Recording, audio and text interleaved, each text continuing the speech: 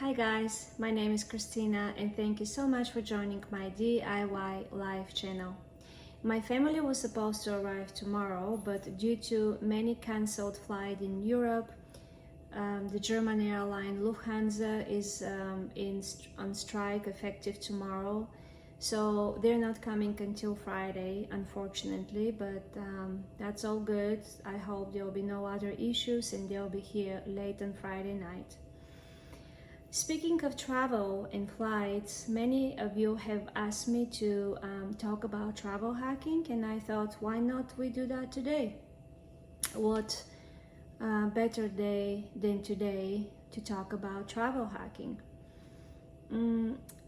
My fiance and I have been traveling together for a while, and even before we met, I would do couple to 3 international trips a year and couple to few domestic flights as well. I have been in this country for 24 years and they haven't been a single year except 2020 because of COVID that I didn't go back home, my country Bulgaria. Traveling is absolutely affordable. If you want to travel, there are so many ways to travel. Oops. Anyway, I don't need that. I had some notes here to remind me, but I'm good. I don't need that. So the very first thing you want to do is to remove that notion from your head that traveling is very expensive, is very difficult to achieve. Traveling is not for everyone. If you want to travel, there is absolutely a way for everyone who wants to travel to travel. The minute you tell yourself that I can't afford to travel, there are more important things than spending money on travel, then you set your you have that mindset. You're not looking for opportunities to even to reconsider, to analyze, to see if it's even doable. So first thing first, stop saying that it's not affordable and you can't do it and it's not for everyone. There are ways to achieve anything we want to. We live in abundance, absolutely true, and we'll talk more about that in another episode after the wedding is over. I'll be talking more about the person you want to become and the life you want to achieve through art of manifestation, through positive intentions, through cognitive psychology, law of attraction and quantum physics and all of that beautiful jazz. So anyway, let's say that starting today you're reconsidering about traveling and you want to explore different options and you're trying to decide where you want to go. Well, before you start booking flights to London and Paris, have you been around this beautiful country? What have you explored in this beautiful country? A lot of people want to jump in the international destinations, and that's fine, but there is so many beautiful places that must be explored in our country first, United States. So I think we're gonna have few different sessions on travel hacking, and today we're gonna talk about domestic traveling, and then we'll talk about international. I will talk to you about how to make points with credit cards, and we'll be covering different aspects of traveling and different tools to help you achieve traveling on nothing. So you're deciding that you're going to start traveling domestically. What speaks to you? Do you feel like going to Orlando? Have you been to Alaska? Do you want to explore the Grand Canyon? So you decide what you want to cover first, and then you start doing your own research. With domestic traveling, Southwest has really good deals once in a while, so you want to make sure you sign up for Southwest email notifications. You want to definitely, it doesn't matter how often you're going to be using a certain airline, you want to have a frequent flyer account with each airline that you're traveling. Some of them do expire, so keep an eye on that. You don't want your points to expire, so keep up with that for sure. But we have Southwest frequent flyer miles, United, Delta, American, pretty much every single airline we have flown with, we have points, we have frequent flyer program with that particular airline. Those points also could be transferable. You can buy additional points. You can even buy magazines subscriptions with points if you want to. You'll be amazed how much you can do with those points. Let's say you have 2,000 points left in the airline that you told yourself, I will never fly with this airline anymore. That was the case with me with United Airline, but work takes me with United sometimes, so I'm stuck with them. Not only that I have points now, but I also have a couple of credits because few flights were canceled. But at one point I was buying magazines with United Airline points because I didn't want it to waste them, and I didn't really care about the magazines, you know, have more paper in the house. But anyway, I thought I want to utilize the points somehow. You can give the magazines to someone if you want to. So anyway, you decide to travel domestically. You start doing your research. When you go on a browser on your computer, and I'm talking about Windows, you want to put your mode on incognito. If you look up in your screen upper right corner, I think there are like 3 or 4 lines over there. Click on that and look for incognito window.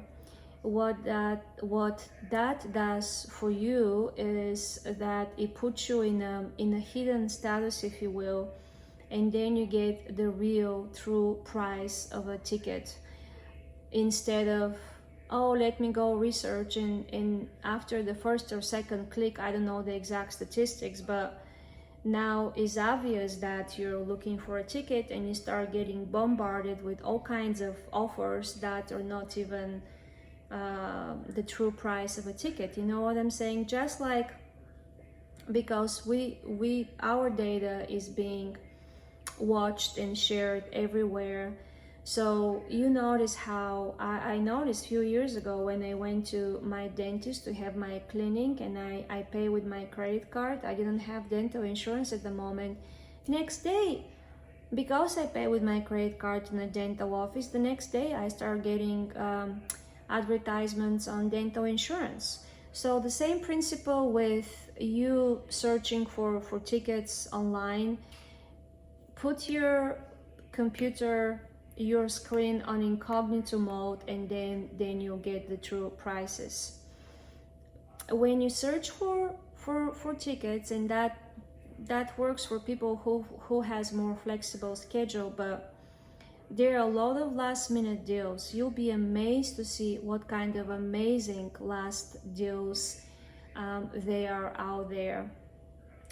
Sometimes flights don't get sold, hotels don't get booked, all-inclusive resorts don't get sold out. So if you're spontaneous, which that's one thing I love about Stuart a lot. He's very spontaneous, and I'm the same, and we're like, okay, let's go to Destin tomorrow, you know, whatever. Let's go to the Bahamas, let's go to the Dominican Republic. We like to have that spontaneity and then travel at the last moment. So you're gonna put your computer on incognito mode.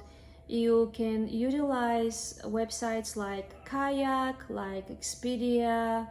My son Danny likes Kiwi, like the fruit kiwi. I don't have a lot of experience with them, so I can't provide an opinion. if you're willing to travel light, some of the airlines like Spirit and Frontier and who else, maybe JetBlue, I'm not so sure about JetBlue, they have different tiers for different type of traveling. If you don't mind traveling just with a backpack, you can really travel for nothing. And when you see a very low price, that could be because the actual price for the seat wasn't included, or the price for the luggage wasn't included, so you have to watch for those things. But in general, about how Stuart and I travel, we went to Europe for 2 weeks in April, and because we spent 1 week in Bulgaria and 1 week in England, and we were 2 days here, and then we take the train to go somewhere else, and it was just so much different type of traveling, with airplane, with train, with rental car. We decided that we only going to travel with carry-on. And what is good about this is because, and that has happened to me in the past so many times, I go to Bulgaria with like 4 or 5 suitcases, but after I arrive at the airport, the next day we're going to the mountains. And if one of my luggage is missing, then I'm stuck on my trip to the mountains, and I don't have my luggage. I have to wait for it. I have to come back from the mountains to retrieve it. So it's not that difficult, trust me. It's not that difficult to go on a trip for 2 weeks and pack only one carry-on suitcase. You get all of your essentials for 1 week. You get all of your outfit, shoes, whatever you're gonna need for that trip. And then at the end of the first week, you do a laundry, and then you have the same clothes for the next week. Who cares? By then you're probably in another country, you're probably with different people. Now I know this doesn't work for any kind of occasion. I mentioned before that I work for Miss Universe, and when we go on location for a month, that doesn't happen so much anymore. We now travel for a couple to 3 weeks at the most, but we'll be going to a country like Vietnam or Thailand or Philippines for a month, sometimes over a month, and we have all of these events, and I definitely cannot get by only with one carry-on. Absolutely not. I know that. But if you go to a trip anywhere really, and it's not work related, and you're not required to be having certain kind of attire every night, to have a different cocktail dress or whatever, going on a trip with just carry-on is a beautiful idea. You don't have to worry about flights or being canceled, and you only have your carry-on, but your luggage is already on a flight, or you go to your destination but your luggage is not there. It is really beautiful to travel light. Think about that concept. Be efficient when you pack next time, and think about how we can reuse the same outfits, the same whatever you're taking with you. This doesn't work for going to all-inclusive for 5 days. I get it. But if you hop from a country to country, from a different type of transportation to another, that is really a good idea. So Kayak, Expedia, find research those sites and see what you get the best. Many times I found that if you go to one of those websites, they're cheaper if you go straight to the airline website. I'm not sure why, because I think a lot of people go first straight to the airline website, and that's how they make their money. But if a travel agency or third party can offer this kind of price, that is on United or Delta, then Delta or United are not losing money because they're offering these prices to a third party vendor.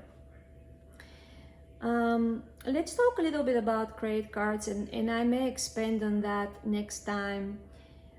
The way, oops, how did I do that? I think I fixed it. Sorry about that. Credit cards. At one point, I don't want to scare you, but at one point I had 16 credit cards, all of them zero balance.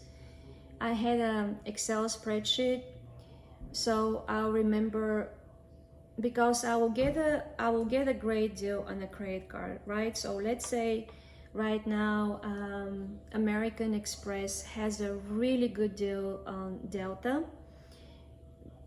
Typically airlines have their agreement, partnership with a certain credit card. Delta works with American Express.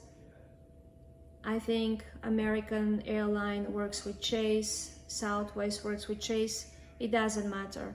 Right now American Express has a really good deal with Delta. It's a black card, which means it's a higher tier credit card, and your annual fee is gonna be about $500, but you get 100,000 points, miles, frequent miles, air miles. For 100,000 miles, you could, in theory, maybe not in the hot season in August, July or August, but in 100,000 miles, you can fly to Europe. So let's say that you decide to buy the ticket. It's not going to cost you $500 to go to Europe. It is possible if you fly from JFK to Paris. You might find a deal between $400 and $500, but you still have to get there, right? So if you live in New York, maybe that will work for you. But with getting 100,000 points on American Express with Delta, knowing that you're gonna get this kind of miles and they'll be enough for you for a round trip to Europe or some other destination, South America or whatnot. And then there are all kinds of other incentives, bonuses coming with this offer. One year I was able to get $150 towards global entry, which is the international equivalent of pre-check. So when you're coming back from abroad and you have to go through the custom line, well, if you have global entry, you're going straight through the VIP, through the VIP lines, and there are no lines. You're going straight to that, and typically that costs $250, I believe. And speaking of that, if you ever think about getting pre-check, but you travel a little bit internationally, or you think you're gonna be traveling more internationally, if you get your global entry, that already includes pre-check. So don't pay separate for pre-check and then you decide later on you want to get the global entry. So anyway, at one point I had 16 credit cards, all of them with zero balance. I had all of them in an Excel spreadsheet. So when I utilized the 100,000 points from American Express, for example, Delta, and the second year I don't need this card anymore, so why would I pay another $500, right? So the reason to have everything written down is so we can cancel the credit card the next year, so we don't have to get the fee and you have no use of this credit card anymore. And you don't want to close the credit card right away. Sometimes that can hurt your credit score. So we can keep it open but just no balance, you're not utilizing it, and later on you can cancel it. It was a little challenging to deal with 16 cards, I admit it, but it's totally doable.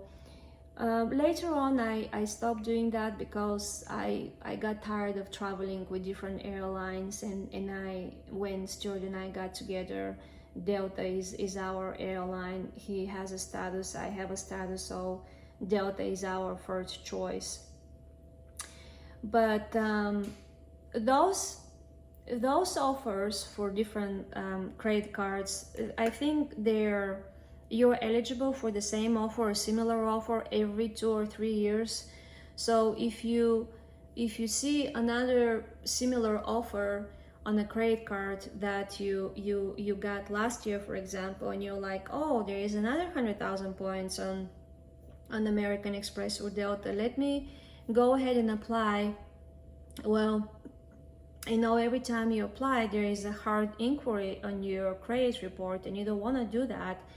So make sure you're eligible for that offer before you apply. Typically, you shouldn't be receiving an offer in your mailbox even if you're not eligible. But you might want to call the credit card and say, hey, is this offer good for me as well, or do I have to wait another 1 or 2 years? And speaking of calling your credit card company, every time I talk to a credit card company and I'm utilizing some points, and I'll tell you what my current credit cards are and how I get the most points, I always ask them, hey, do you have any special offers at the moment? Anything that is applicable to me? I would like to take advantage of some of your offers if you do. And they'll be like, oh yeah, now you can upgrade your card from platinum to whatever, and we'll give you 40,000 points for that. And you don't even have to do anything. You don't have to apply for this new card. You're already in the system. The fee probably is the same as the current credit card you have, but keep that in mind when you call your credit card company and explore an opportunity to see if there are any available deals for you at the moment. Well, I think this video is getting a little too long, so why don't we wrap for now, and then I will do another episode, second part on travel hacking. See you tomorrow.